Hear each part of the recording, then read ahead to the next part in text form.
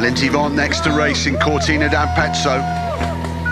She's won here 12 times in her career. 6 downhill wins, 6 Super G wins. She's not only an entrepreneur and investor, she is the most decorated American ski racer in history.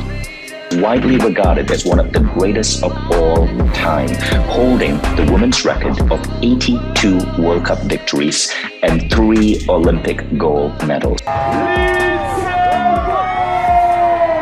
She's the best-selling author of Strong is the New Beautiful, and recently her memoir, Rise, where she opens up about her struggles with mental health and the emotional toll that hard-fought success has had on her life. I was very confident when I was on the mountain my whole life, and I was the most self-conscious person when I was off the hill. I was a lot of the times really timid and shy, and I developed kind of a persona almost when I gave interviews and I was at events. It was kind of a shield, and I used that to my advantage, and it kind of to me was a part of the skier. That was my outer layer, but I wasn't confident in who I was as a person. My personal life, I didn't stand up for myself. I was kind of a people pleaser and was not able to make the right decisions in a lot of different aspects of my life. How do you stay focused on your goals and show up in life when these conditions of poor mental health might strike? I think I found different coping mechanisms in my life. I was really struggling with depression when I moved away from home, working towards the Olympics, a really isolating time period for me, and really became quite depressed.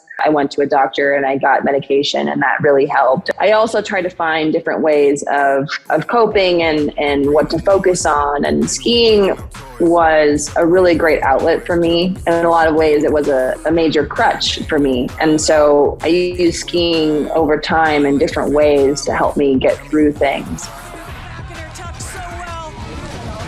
And now has dropped back. Vonn over the top, and she is down heavily.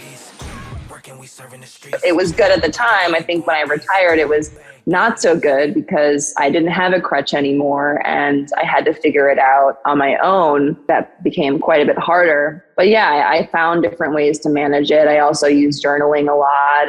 Retirement forced me to really, again, get rid of the crutch that was ski racing, to get rid of that shell and figure out how do I become a confident person, or who am I as a person. Once I was able to reflect, and it took quite a while, it took about 1.5 years and good therapy. And I think writing my book actually helped me tremendously in that journey. Now I'm confident as a person, and it's a completely different experience. And I make decisions every day that are smart ones and not ones that benefit others more than they benefit me. And that's hard, knowing yourself and what you need is actually a really difficult thing.